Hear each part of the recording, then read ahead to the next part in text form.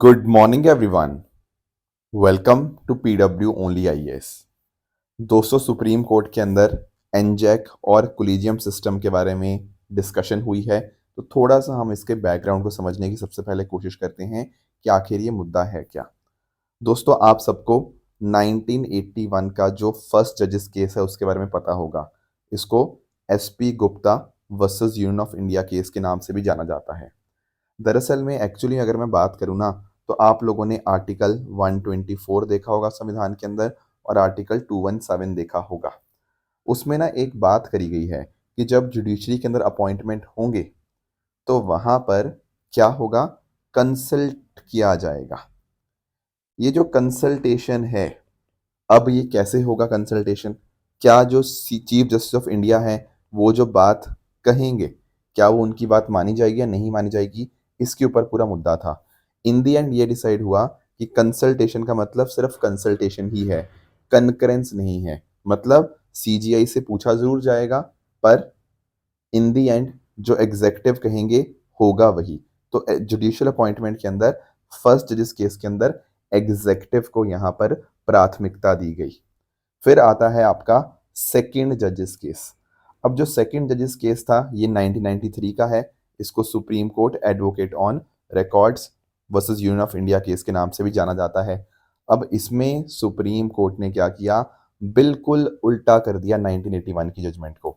यहाँ पर बोला कि भाई जो कंसल्टेशन है ना, जो सीजीआई को कंसल्टेशन करना है, वो दरअसल में कंसल्टेशन का मतलब कनकरेंस होता है। तो जो बात जुडिशरी बोल देगी बिल्कुल वही ही होगा। पहले जजेस केस में एग्जेक्टिव को प्राथमिकता दी गई थी, यहाँ पर जुडिशियल प्रीमेसी यहाँ पे एस्टैब्लिश कर दी गई कि जुडिशरी को जो जुडिशरी बोल देगी बात वही होगी। और दरअसल में इसी पर्टिकुलर जजमेंट के अंदर बर्थ होता है कोलिजियम का। कोलिजियम यहाँ पर एक ग्रुप ऑफ जजेस होगा जो डिसाइड करेगा जजेस की अपॉइंटमेंट के बारे में, उनके ट्रांसफर के बारे में। अब यहाँ पर जो जज कोलिजियम फॉर्म हुआ ना, इसमें 3 जज हुआ करते थे, चीफ जस्टिस ऑफ इंडिया और जो 2 सीनियर मोस्ट जज हैं सुप्रीम कोर्ट के। ठीक है। आगे जाके 1998 के अंदर आता है आपका थर्ड जजेस केस। ये बेसिकली एक प्रेसिडेंशियल रेफरेंस था अंडर आर्टिकल 143। अब इस पर्टिकुलर थर्ड जजेस केस के अंदर क्या होता है, आपका कोलिजियम एक्सपैंड हो जाता है। दरअसल में सुप्रीम कोर्ट के लिए यहाँ पर 5 मेंबर की जजेस की कोलिजियम बन जाता है, जिसमें एक तो सीजीआई होंगे और 4 सीनियर मोस्ट जज होंगे। हाई कोर्ट के लिए यहाँ पे आपका सीजीआई प्लस आपके 2 सीनियर मोस्ट जज होंगे। इस तरह से कोलिजियम का एक्सपेंशन होता है। दोस्तों, इसके बाद ना बड़ा ही इंटरेस्टिंग काम होता है। यहाँ पर ना 99th कॉन्स्टिट्यूशनल अमेंडमेंट एक्ट लेकर आती है हमारी जो सरकार होती है, एंड उसके माध्यम से वो एनजैक बनाती है। ये दरअसल में जो एनजैक एक्ट आया था ना, ये 2014 की बात है। अब इसमें बात पता क्या हुई थी एनजैक के अंदर? एनजैक में बात ये हुई थी कि जुडिशियल अपॉइंटमेंट के लिए ना हमारे पास एक कमीशन होगा। इसमें आपका सीजीआई होंगे, 2 सीनियर जज होंगे, प्लस लॉ मिनिस्टर होंगे और 2 एमिनेंट पर्सन्स होंगे। तो कहीं ना कहीं आप यहाँ पे नोटिस कर रहे हो कि एनजैक के अंदर ना जुडिशरी और एग्जेक्टिव दोनों का एक मिक्सचर लाने की यहाँ पे कोशिश की गई थी, एमिनेंट पर्सनैलिटीज के साथ ऐड ऑन करके। पर ये मुद्दा फिर जाता है सुप्रीम कोर्ट के अंदर। सुप्रीम कोर्ट यहाँ पे 4 जजेस केस के अंदर एनजैक को अनकॉन्स्टिट्यूशनल यहाँ पे डिक्लेयर कर देता है। क्यों? क्योंकि एक्चुअली सुप्रीम कोर्ट ये बोलता है कि इससे आपका जो बेसिक स्ट्रक्चर है ना, उसका वायलेशन हुआ है। जो जुडिशरी की इंडिपेंडेंस है, सेपरेशन ऑफ पावर्स है, उसको कहीं ना कहीं यहाँ पे ये वायलेट कर रहा है। एंड इसीलिए आज के समय कोलिजियम सिस्टम यहाँ पे चलता हुआ देखने को मिल जाएगा। अब ये मुद्दा डिस्कशन में फिर से आया, लोगों ने प्ली लगाई कि नहीं सर, आप एनजैक को रिवाइव करिए।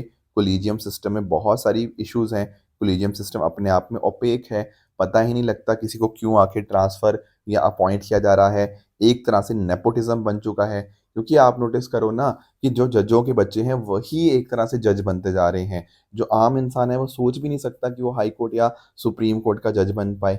कुछ एक ऐसे परिवार हैं भारत देश के अंदर कि उनके ही आगे बच्चे पोते वही जज बनते जा रहे हैं। तो इस ओपेक सिस्टम को हमें ख़त्म करना चाहिए।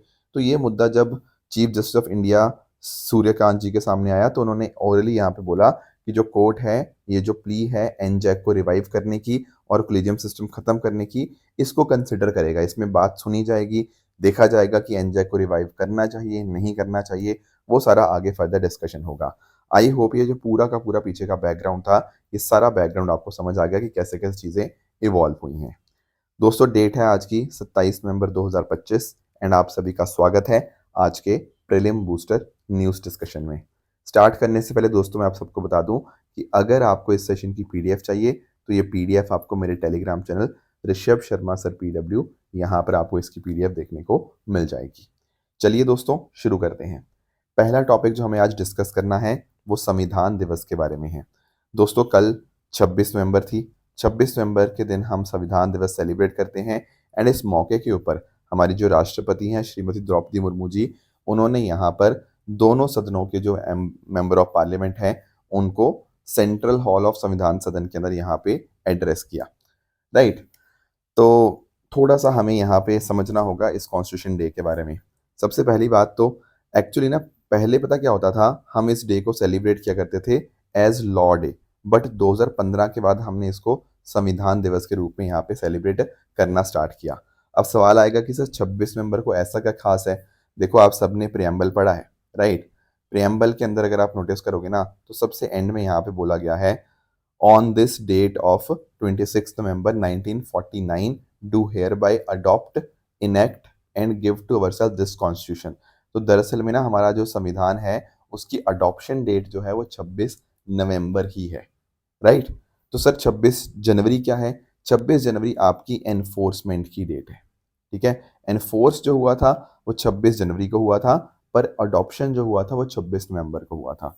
सवाल है कि सर ये 2 महीने बाद क्यों हुआ था?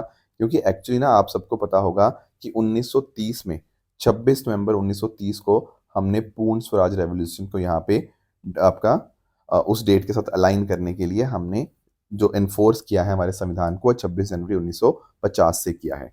पर्पस यही है कि लोग इस दिन को देखें, समझें हमारे संविधान की कितनी ज़्यादा इंपॉर्टेंस है, ठीक है। दुनिया क्या क्या नहीं बोलती थी हमें कि हमारा देश टूट जाएगा, पर हमारा संविधान इस तरह से बनाया है हमारे फ्रीडम फाइटर्स ने, हमारे कॉन्स्टिट्यूशनल मेकर्स ने, कि इतने सालों बाद भी हमारा देश बिल्कुल एक तरह से इस संविधान की वजह से हम लोग सब साथ में हैं। इसके साथ साथ अगर हम बात करें, ठीक है, तो इस तरह से अडॉप्शन हुआ था इस पर्टिकुलर डे के ऊपर। बाकी कुछ आपको फैक्ट्स हैं जो भारतीय संविधान के बारे में पता होने चाहिए, जैसे ये पूरा संविधान हाथ से ही लिखा गया है। इसमें देखो आपको दो लोगों के बारे में अच्छे से जानकारी होनी चाहिए। एक तो श्री प्रेम बिहारी नारायण रायजादा जी, ये कैलीग्राफी में एक्सपर्ट थे और इन्होंने खुद अपने हाथ से पूरा का पूरा संविधान लिखा। उसके अलावा अगर हम बात करें श्री नंदलाल बोस जी, इन्होंने हर पेज जो था ना कॉन्स्टिट्यूशन का उसके बॉर्डर को डिज़ाइन किया है एंड कहीं ना कहीं बहुत अच्छे अच्छे आर्ट पीसेस उसमें यहाँ पे आपके इनकॉर्पोरेट किए हैं। बाकी ये जो पूरा हमारा ओरिजिनल हमारा कॉन्स्टिट्यूशन था ये पार्चमेंट पेपर के ऊपर था। पार्चमेंट पेपर एक बहुत तरह का शानदार पेपर होता है जो खराब नहीं होता, जो फटता है, मतलब कम फटता है कहने का मतलब। तो इसीलिए यहाँ पे हमने 16x22 इंचेस की यहाँ पे पार्चमेंट शीट्स का इस्तेमाल किया, और ताकि ये हज़ारों सालों तक हमारा जो संविधान है वो मेंटेन रहे, मतलब वो फटे वगैरह ना, इस पर्पज से यहाँ पर इसको बनाया गया था, राइट। एंड इस तरह से हमने, देखो ऐसा नहीं बोलना चाहिए कि ये बोरोड है, बल्कि मैं तो यहाँ पे बोलूँगा कि हमारा जो कॉन्स्टिट्यूशन है वो इंस्पायर्ड है। काफ़ी सारी चीज़ें हमने यहाँ पे यूनाइटेड स्टेट्स से हमने सीखी हैं, उनके चीज़ों को लेकर हमने अपने इंडिया के कंडीशंस के हिसाब से उसको यहाँ पे चेंजेस किए हैं। सिमिलरली ब्रिटिश संविधान से हमने बहुत सारी चीज़ें यहाँ पे ली हैं एंड उनको अपने हिसाब से, अपने सेटिंग के हिसाब से हमने यहाँ पे उनको चेंज करने की यहाँ पे कोशिश करी है। नेक्स्ट आते हैं दोस्तों अगले टॉपिक पे, दैट इज़ फ्यूजीवारा इंटरेक्शन। थोड़ा इस पर्टिकुलर मुद्दे को अंडरस्टैंड करते हैं कि आखिर ये क्या है। देखो साइक्लोन्स के बारे में आप सब लोगों को पता होगा, है ना। अक्सर हम लोग साइक्लोन के फॉर्मेशन के बारे में डिस्कशन करते रहते हैं।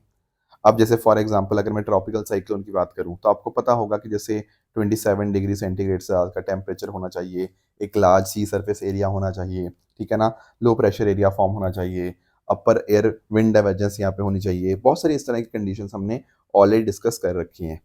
तो एक एग्जांपल समझो, देखो मान लो एक यहाँ पे साइक्लोन फॉर्म हो रहा है, ठीक है। क्या ऐसा पॉसिबल है कि इससे थोड़ी दूर एक दूसरा साइक्लोन भी फॉर्म हो?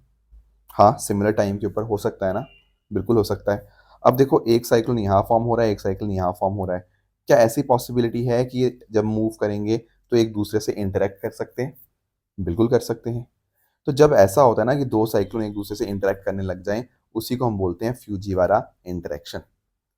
अब ये जो इफेक्ट था ये दरअसल में स्टडी किया गया था बाय डॉक्टर सुखेई फ्यूजीवारा। इन्होंने 1921 के अंदर इसको यहाँ पे डिस्क्राइब किया था, तो इन्हीं के नाम के ऊपर ये इसको हम बोलते हैं फ्यूजीवारा इंटरेक्शन।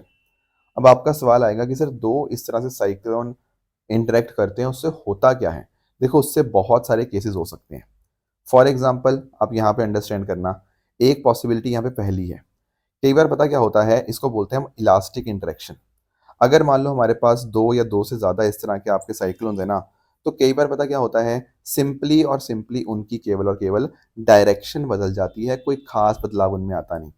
देखो आप इस बात को समझो, अगर हम डिज़ास्टर मैनेजमेंट की बात करते हैं ना, हमें पता होना चाहिए कि साइक्लोन किस प्रकार का है, कितने घंटों में हमारे पास पहुंचेगा, किस तीव्रता से वो मूव कर रहा है, कितना इम्पैक्ट कॉज कर सकता है। पर देखो इसको अगर हम ऐसा देखेंगे, अगर दो साइक्लोन है तो हमें पता होना चाहिए कि क्या इम्पैक्ट आने वाला है। तो अगर मान लो एक साइक्लोन इधर को जा रहा था, एक दूसरा उधर से आ रहा था, पर दोनों के टकराने से इनकी डायरेक्शन बदल गई तो गड़बड़ हो जाएगी ना। तो इसीलिए यहाँ पे इलास्टिक इंटरेक्शन में यही काम होता है कि इनके टकराने से इनकी डायरेक्शन बदल जाती है। फिर एक चीज़ हो सकती है पीएसओ। पीएसओ होता है आपका पार्शियल स्ट्रेनिंग आउट। इसका मीनिंग समझना, देखो यहाँ पर एक बड़ा वाला साइक्लोन था, एक छोटा वाला साइक्लोन था। इनके टकराने से पता क्या हुआ, बड़ा वाला तो मेंटेन रहा, जो छोटा वाला है ना उसका ज़्यादातर हिस्सा जो था वो आपका यहाँ पे लूज, सॉरी ऊपर ऊपर वाले पे देखेंगे, ऊपर वाले पे, आई एम वेरी सॉरी, ये सीएसओ था, मैं आपको पहले पीएसओ में यहाँ पे एक्सप्लेन कर देता हूँ। दोनों एक बार देखेंगे, मैं आपको समझाता हूँ। देखो एक है ऊपर वाला, एक है पीएसओ पार्शियल स्ट्रेनिंग आउट, एक है सीएसओ ये है कंप्लीट स्ट्रेनिंग आउट। इसमें पता क्या है, पार्शियल में पता क्या है, मान लो दो इस तरह से आपके साइक्लोन थे, ठीक है, बड़ा वाला तो मोटा मोटा मेंटेन रहा, पर जो छोटा वाला था ना उसका पार्शियल हिस्सा खत्म हो गया, थोड़ा सा हिस्सा बचा हुआ है। देखो ये थोड़ा सा साइक्लोन यहाँ पे बचा हुआ है, बाकी वाला हिस्सा इसका खत्म हो गया। अगर मैं बात करता हूँ ना सीएसओ कंप्लीट स्ट्रेनिंग आउट भी, इसमें तो देखो आपका दूसरा साइक्लोन लगभग खत्म ही हो जाता है। तो कहने का मतलब ये है कि जब आपके दो साइक्लोन टकराएंगे, हो सकता है यहाँ पे वो पार्शियल स्ट्रेन आउट कर जाए, मतलब जो कमजोर वाला था ना हो सकता है उसका कुछ हिस्सा खत्म हो जाए। कंप्लीट स्ट्रेनिंग आउट में तो छोटा वाला बिल्कुल खत्म ही हो जाता है, दूसरा वाला साइक्लोन तो एग्जिस्ट ही नहीं करता, बस एक ही साइक्लोन एग्जिस्ट करता है। ये होती है कमजोर इंटरेक्शन। पर there is also possibility of strong interaction. Strong interaction में देखना क्या होता है, देखो मान लो जैसे ये दो साइक्लोन है, इनका हो सकता है पार्शियल मर्जर। पार्शियल मर्जर से पता क्या होगा, ये अपने आप में बहुत ज्यादा स्ट्रांग हो जाएगा, समझे, दूसरा वाला थोड़ा सा रह जाएगा, ये दोनों मिलकर बहुत ज्यादा पावरफुल हो जाएंगे, इसको बोलते हैं पार्शियल मर्जर। और एक होता है दोस्तों कंप्लीट मर्जर। कंप्लीट मर्जर में क्या होता है, दूसरा दो हो गए साइक्लोन इस तरह से, वो दो मिलकर एक ही बन जाते हैं। ये अपने आप में बहुत ज्यादा वॉयलेंट, बहुत ज्यादा खतरनाक यहाँ पे हो सकता है। तो एक बात आप ध्यान रखेंगे कि फ्यूजी वाला इफेक्ट ये बोलता है कि हम पहले से ये नहीं बता सकते कि क्या पॉसिबिलिटी होगी, there can be different different possibility.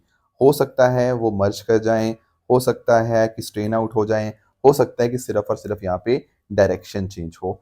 इस बात को आप यहाँ पे ध्यान में रखेंगे। अब क्वेश्चन ये आता है कि ये क्या मेजर फैक्टर है इसके पीछे का।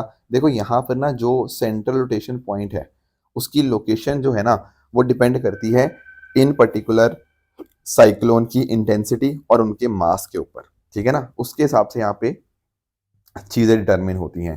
तो एक कॉमन पॉइंट के आसपास यहाँ पे ये रोटेट करना यहाँ पे स्टार्ट कर देती हैं, एंड इस तरह से ये काउंटर क्लॉकवाइज डायरेक्शन में यहाँ पे मूव करती हैं। ये इंटरेक्शन नॉर्मली तभी होता है जब कहीं ना कहीं जो दो साइक्लोन है वो पास में आ जाते हैं, मतलब 1400 किलोमीटर के रेंज के अंतर्गत आ जाते हैं, तब भी हमें यह इम्पैक्ट देखने को मिलता है। अभी दोस्तों यहाँ पे काफ़ी सारे ऐसे मॉडल्स हमें बता रहे हैं कि हो सकता है कि बे ऑफ बंगाल के अंदर फ्यूजी वाला टाइप की इंटरेक्शन हो, क्योंकि वहाँ पर दो साइक्लोनिक स्टॉर्म फॉर्म होने की पॉसिबिलिटी है, और अगर ये दोनों आसपास आए उससे कहीं ना कहीं फ्यूजीवारा जैसी इंटरेक्शन हमें देखने को मिल सकती है। तो ये बात आप ध्यान में रखना, इससे पावरफुल भी हो सकते हैं इंटेंसिफाई, वो दोनों मर्ज भी हो सकते हैं, एक दूसरे से दूर भी जा सकते हैं, और एक तरह से एक दूसरे को जो डायरेक्शन है उसको भी यहाँ पे कॉम्प्लिकेट कर सकते हैं। ये कुछ बातें आपको फ्यूजीवारा इफेक्ट के बारे में यहाँ पे पता होनी चाहिए। नेक्स्ट आते हैं अगले टॉपिक पे, दैट इज महाभारत अनुभव केंद्र। हमें दरअसल में दो चीजें पढ़नी है, एक है पंचजन्य और दूसरा है महाभारत अनुभव केंद्र। सबसे पहले इसको पढ़ते हैं पंचजन्य। दरअसल में आप लोगों ने शंख सुना होगा ना, शंख, ठीक है, तो दरअसल में जिसको शंख बोलते हैं, कई लोग सिप्पी बोलते हैं, उसको कोंच भी बोला जाता है। तो दरअसल में ना जो भगवान कृष्ण जी हैं उनका जो कोंच है या जिसको हम लोग शंख बोल सकते हैं, उसको डेडिकेटेड एक कुरुक्षेत्र के अंदर यहाँ पर एक मॉन्यूमेंट यहाँ पे बनाई गई है। ये जो आपका शंख को डेडिकेटेड आपकी मॉन्यूमेंट बनाई गई है, ये कहीं न कहीं बात करती है किस चीज़ की? जो कुरुक्षेत्र में आपका जो भगवद गीता के रिगार्डिंग। आप लोग जानते होंगे कि जो कुरुक्षेत्र है, वो महाभारत के रिगार्डिंग बहुत इम्पोर्टेंट प्लेस यहाँ पे बन जाता है।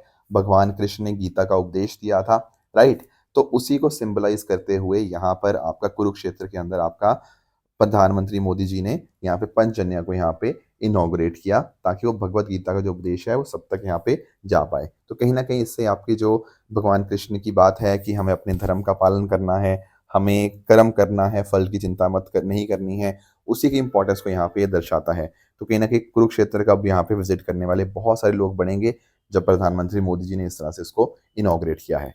दूसरी चीज़ क्या करी गई है यहाँ पे, वो है महाभारत अनुभव केंद्र। अनुभव समझते हो? अनुभव होता है हम जो एक्सपीरियंस करते हैं।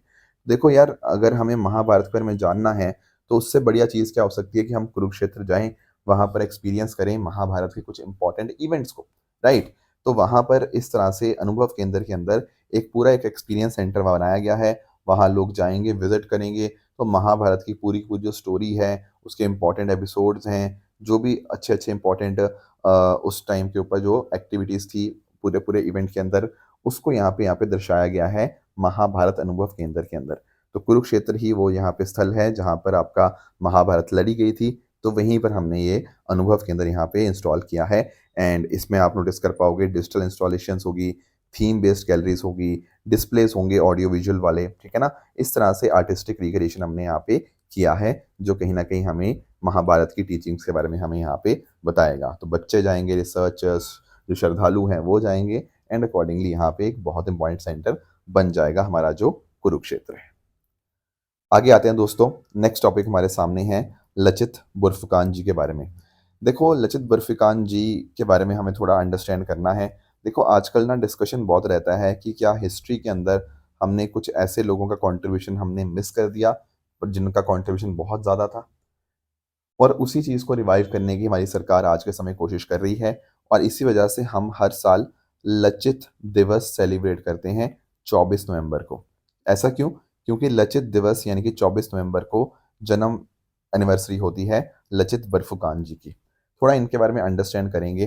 देखो, एक्चुअल में ना मैं पहले आपको थोड़ा अहोम किंगडम के बारे में समझा देता हूँ। अहोम किंगडम एक ऐसा किंगडम है जिसने असम के ऊपर लगभग 600 साल लगभग रूल किया। राइट? आप नोटिस कर पाओगे 13वीं सदी से लेकर 19वीं सदी तक यहाँ पर असम के ऊपर अहोम किंगडम का रूल रहा। दरअसल में अहोम किंगडम को एस्टैब्लिश किया गया था बाय सुखप्पा, जो कि एक शान प्रिंस थे मोंग माओ रीजन से, जो कि म्यांमार में पड़ता है, राइट? और अपने आप में जो असम वाला रीजन है, जो ब्रह्मपुत्रा वैली है, काफ़ी ज़्यादा फर्टाइल है, काफ़ी ज़्यादा चावल की यहाँ पे खेती होती थी, और साथ ही साथ काफ़ी सारे लोगों ने कोशिश करी यहाँ पर इन्वेजन करने की। जैसे खासकर अगर हम बात करें ना, तो जहांगीर से औरंगज़ेब, और मैं स्पेसिफिकली औरंगज़ेब की बात कर रहा हूँ, बहुत बार औरंगज़ेब ने कोशिश करी यहाँ पर अपनी आप को एस्टैब्लिश करने की, अपने साम्राज्य को यहाँ तक फैलाने की। खासकर इसमें जो सबसे पॉपुलर बैटल देखने को मिलती है, वो है बैटल ऑफ सराई घाट। दरअसल में जो बैटल ऑफ सराई घाट थी ना, ये हुई थी 1671 के अंदर। बहुत बड़ी आपकी आर्मी थी, मुगल आर्मी, पर सामने जो अहोम किंगडम के जो लोग थे, जो उनकी आर्मी थी, वो अपने आप में बहुत छोटी थी, पर तब भी बैटल ऑफ सराई घाट के अंदर अहोम किंगडम की यहाँ पे जीत होती है। ये बहुत बड़ा इवेंट था जिसने मुगलों के एक्सपेंशन को रोका नॉर्थ ईस्ट के अंदर। अब इसमें जो सबसे बड़ा रोल प्ले किया गया, वो था लचित बर्फुकान जी के द्वारा। मैं जो बात कर रहा हूँ ना 1671 की, ये वही बैटल ऑफ सराई घाट की मैं बात कर रहा हूँ। यहाँ पे अहोम को यहाँ पे लीड कर रहे थे आपके जो लचित बर्फुकान जी हैं। तो एक तरफ थे लचित बर्फुकान जी, एंड दूसरी तरफ से अगर हम बात करें, मुगलों की तरफ से थे राजा राम सिंह। तो यहाँ पे इनके बीच में यहाँ पे युद्ध होता है, एंड इस तरह से यहाँ पे जीत होती है अहोम किंगडम की। अब इसमें ना एक बहुत इंपॉर्टेंट रोल प्ले किया गया, वो था गुरिल्ला वारफेयर के बारे में। क्योंकि देखो, जो असम के कुछ एरियाज़ हैं, वहाँ काफ़ी पहाड़ियाँ हैं, क्योंकि मुगलों को उतना आइडिया नहीं था इन पहाड़ियों का, तो एक छोटी आर्मी होने के बावजूद अहोम ने यहाँ पे मुगलों की बड़ी आर्मी को यहाँ पे हरा दिया। ब्रह्मपुत्रा रिवर के ऊपर यहाँ पे ये लड़ाई हुई थी। फिर आप नोटिस कर पाओगे, जो उस समय राजा थे चक्कर ध्वज सिंघा, उन्होंने यहाँ पे लचित बुरफ़ुकान जी को एक बुरफ़ुकान के रूप में यहाँ पे अपॉइंट किया हुआ था।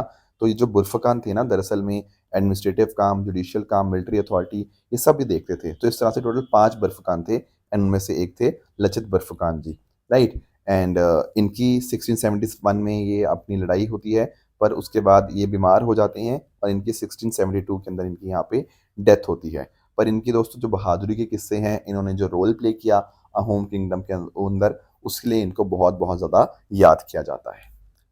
नेक्स्ट आते हैं दोस्तों अगले टॉपिक पे, that is national Gopal Ratna awards 2025। थोड़ा इसको अंडरस्टैंड करेंगे। सबसे पहले एक काम करते हैं, मैं आपको राष्ट्रीय गोकुल मिशन के बारे में थोड़ा आपको एक्सप्लेन कर देता हूँ। दोस्तों अगर हम बात करें ना भारत की कैटल ब्रीड की, तो हमने ऐसा नोटिस किया है कि हमारे यहाँ पे जो ब्रीड्स है ना, वो कम दूध देती हैं। तो दरअसल में हमने 2014 में राष्ट्रीय गोकुल मिशन जो है वो स्टार्ट किया, ताकि हमारे यहाँ पे जो अच्छी ब्रीड्स हैं हम उनको यहाँ पे डेवलप कर पाएँ और उनको कंजर्व कर पाएँ। इसके लिए जो नोडल मिनिस्ट्री है that is ministry of fisheries, animal husbandry and dairying. तो कहीं न कहीं बोवीन्स की जो प्रोडक्टिविटी है उसको बढ़ाना, मिल्क प्रोडक्शन को यहाँ पे इंक्रीज़ करना, ये सारा यहाँ पे आपका ऑब्जेक्टिव रहता है आपके राष्ट्रीय गोकुल मिशन का। ठीक है? अब इसी मिशन के अंतर्गत हमने यहाँ पे हर साल हम यहाँ पे देते हैं नेशनल गोपाल रत्न अवार्ड्स।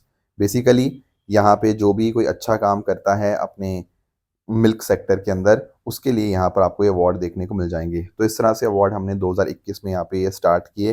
जैसे फॉर एग्ज़ाम्पल आपके जो डेयरी किसान हैं, आपके कोऑपरेटिव्स हैं या और जो स्टेक होल्डर्स हैं, जो अच्छा काम करते हैं ना, उनके लिए यहाँ पर ये अवार्ड्स आपको देखने को मिल जाएँगे। तो आपकी नेटिव ब्रीड्स के मैनेजमेंट के लिए एक तरह से प्रमोशन के लिए ये अवार्ड्स हैं दिए जाते हैं। उसके अलावा ब्रीडिंग, फीड मैनेजमेंट, प्रोडक्शन को बेहतर बनाने के लिए ये सारा काम हो गया। बाकी देखो एक्चुअली इंडिया ना आज के समय दुनिया का लगभग 25% दूध प्रोड्यूस करता है और इसी वजह से इंडिया जो है वो लार्जेस्ट प्रोड्यूसर भी है मिल्क का। इसको और बेहतर हम बनाने के लिए हम यहाँ पे इस तरह से अवार्ड देते हैं और इस तरह से आपका एक सर्टिफिकेट ऑफ मेरिट और मोमेंटो आपको देखने को मिल जाएगा। तो बेस्ट डेयरी किसान, but best artificial insemination technician, best dairy cooperative society, इस तरह से इन सबको यहाँ पे अवार्ड मिलते हैं। स्पेशल अवार्ड मिलता है नॉर्थ ईस्टर्न रीजन के लिए, हिमालयन स्टेट्स के लिए एंड इस तरह से और बहुत सारे इनिशिएटिव्स यहाँ पे लॉन्च किए गए हैं इस बार। जैसे एनिमल हस्बेंड्री के लिए हम स्टैटिस्टिक्स के लिए डेटा हम यहाँ पे इकट्ठा करेंगे। उसके अलावा अगर हम बात करें, ठीक है, मिनिमम वेटरनरी इंफ्रास्ट्रक्चर के लिए गाइडलाइंस यहाँ पे रिलीज़ करी गई एंड इस तरह से आप नोटिस कर पाओगे कि आपका डेयरी लॉजिस्टिक्स को भी यहाँ पे स्ट्रेंथन किया गया। अब ये जो सारी चीज़ें हुई हैं ना, ये दरअसल में हुई हैं नेशनल मिल्क डे के ऊपर। नेशनल मिल्क डे हमने कल सेलिब्रेट किया क्योंकि हर साल 26 नवंबर को हम सेलिब्रेट करते हैं डॉक्टर वर्गीस कुरियन जी की birth anniversary. Doctor Verghese Kurien ji दरअसल में फादर ऑफ व्हाइट रेवोल्यूशन यहाँ पे माने जाते हैं। जो अमूल था, आनंद मिल्क यूनियन लिमिटेड, वहाँ कोऑपरेटिव्स का कितना इंपॉर्टेंट रोल था, उसके पीछे जो मेन पर्सन रिस्पॉन्सिबल थे वो डॉक्टर वर्गीस कुरियन जी ही थे। तो आज के समय जो हम दूध के क्षेत्र में काफ़ी अच्छा काम कर रहे हैं, उसके पीछे एक बहुत बड़ा रोल डॉक्टर वर्गीस कुरियन जी का ही यहाँ पे रहा है। इसीलिए हम यहाँ पे हर साल 26 नवंबर को नेशनल मिल्क डे के रूप में सेलिब्रेट करते हैं। जैसा मैंने आपको बताया कि लगभग 25% के आसपास दुनिया का दूध का प्रोडक्शन भारत करता है and India is the largest producer of milk and पिछले 11 साल के अंदर 70% ये जो सेक्टर है वो यहाँ पे ग्रो हुआ है एंड लगभग 8 करोड़ फार्मर्स को यहाँ पर ये रोजगार देता है और इसमें महिलाओं का भी बहुत बहुत ज़्यादा इंपॉर्टेंट रोल यहाँ पे रहता है। ये बात भी हमें क्लियर होनी चाहिए। नेक्स्ट बस एक बिल्कुल छोटा सा टॉपिक है, वो है एक्सरसाइज अजय वॉरियर 25 के बारे में।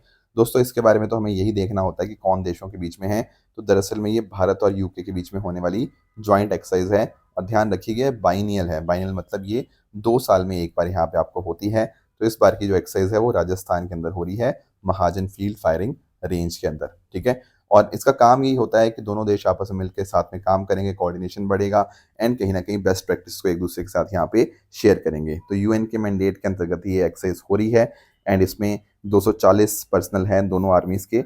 इंडियन आर्मी को यहाँ पे रिप्रेजेंट किया जा रहा है बाय द सिख रेजिमेंट। तो ये कुछ बातें आपको यहाँ पे क्लियर होनी चाहिए।